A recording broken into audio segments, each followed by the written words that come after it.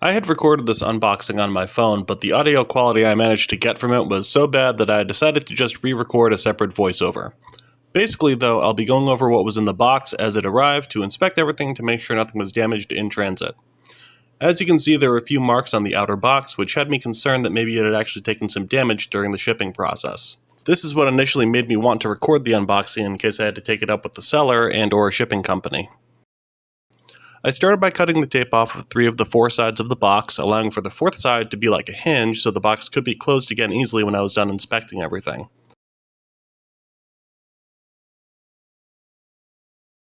I then moved on to unboxing what I had correctly assumed to be the box for the neck. One nice thing about the way it was packed is that it came with a little styrofoam U-shaped piece to act as a neck cradle by the headstock junction.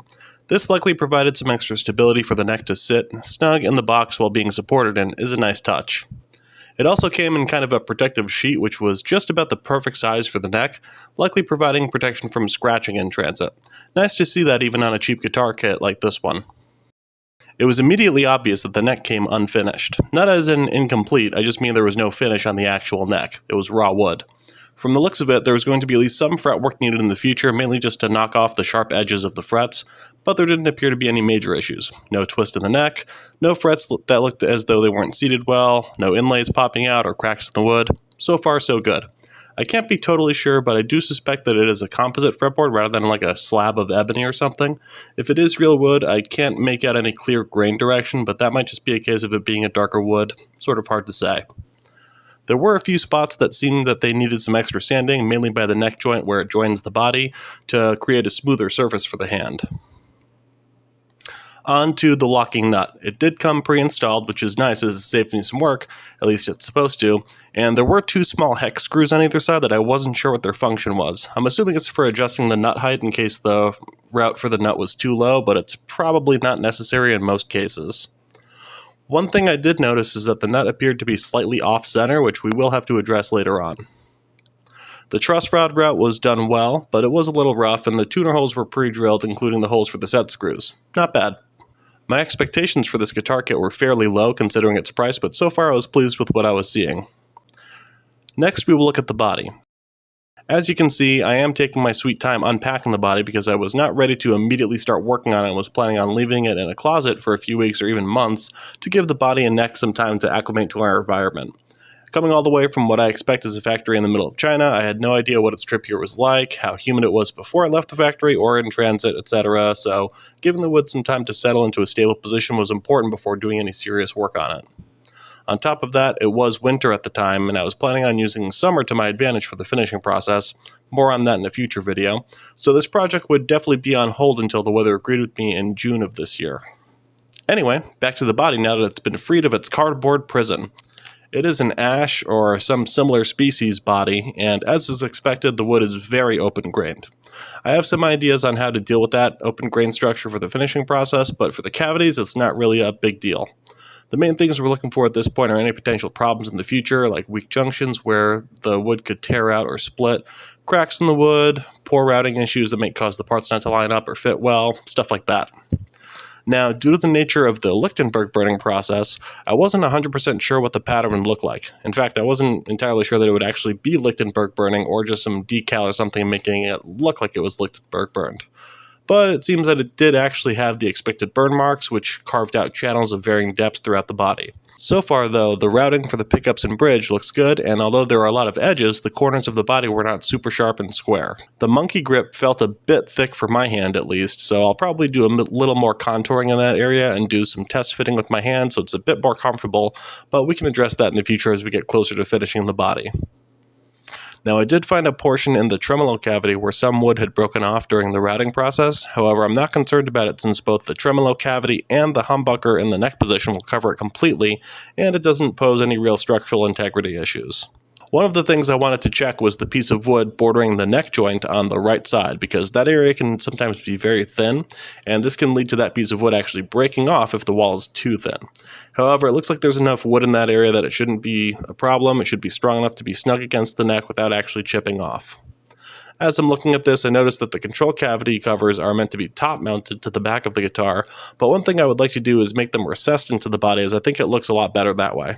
This is also the case with the tremolo cavity cover. There was one more spot where there seemed to be some chip out, and that was in the hole for the output jack, but that looks just like a cosmetic flaw in that area, and you can't see it, so not worried about that either. This guitar is made of a very open grade wood, so it's going to be more common to see issues like this, but again, as long as it's not going to be visible and has no effect on the structural integrity of the guitar and how it's assembled, it's not going to pose any problems later on down the road. Next up, we'll look at the included hardware and electronics. Truth be told, I'm going to be changing out almost all of the hardware and electronics with things that I have cherry-picked for this build, but it's always nice to see what's included in case it could be used for something else after all the modifications. I do plan on assembling the guitar first with the included parts, so at the very least I expect them to function, but I don't have high hopes for the quality of the included parts, especially the pickups and double locking tremolo system. Maybe I'll be delightfully surprised. Let's see. First, it does include some copper shielding tape. That's a really nice touch, and although I already have my own to use for this build, it is nice that they thought to include that in this kit. If you don't know, copper shielding tape can help reduce some of the noise you get in your guitar when applied to the control cavity and pickup routes, especially for single coil pickups that can be more susceptible to 60-cycle hum.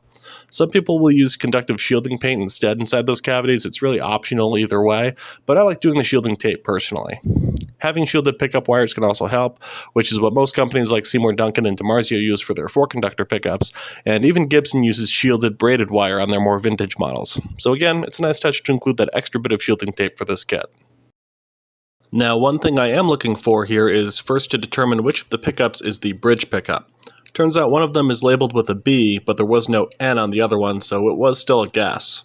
I did see that the one labeled B also had a longer wire going to the other electronics than the other humbucker, so it is safe to assume that since the bridge pickup is generally closer to the pots and switch, that is the one with the shorter wire. Maybe B stands for bass, not really sure. Anyway, reason I'm checking on that pickup specifically is I typically like having an F-spaced or Trembucker style bridge pickup when using a Floyd Rose bridge because the pull pieces are going to be spaced more appropriately with the strings. On a 2-pneumatic bridge, for instance, the distance will be more like 50 millimeters, which is about what I'd expect to see on the neck pickup spacing in this case since the strings taper as they get closer to the nut. So did Leo Jaymz supply us with an F-spaced bridge pickup? Survey says yes-ish. It's not exactly 53 millimeters, it's more in the 52-ish range, but it is wider than the 50 millimeter-ish bobbins on the neck pickup. Wouldn't be surprised if they're around almost exactly the same, as I see that on a lot of budget guitars, but I was glad to see different spacing for the different pickups. Good job, Leo Jaymz. If you don't know how to measure the spacing on your bobbins, it's actually pretty simple. Use the caliper and zero it out before measuring the width of one of the slugs. Then zero it out again. And measure the length between the outside of the 1st and 6th pull pieces, which gives us the measurement between those pull pieces as if we measured from the exact center of each.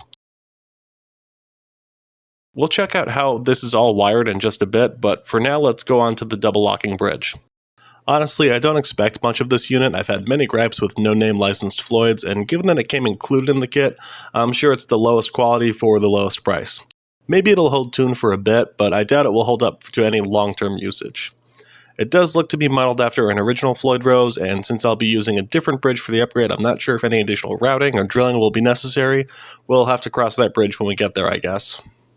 As for the rest of the hardware, Leo Jaymz did a nice job of separating the various screws and small metal pieces from each other in their packaging, making it easy to identify the various things you'll need to build the guitar.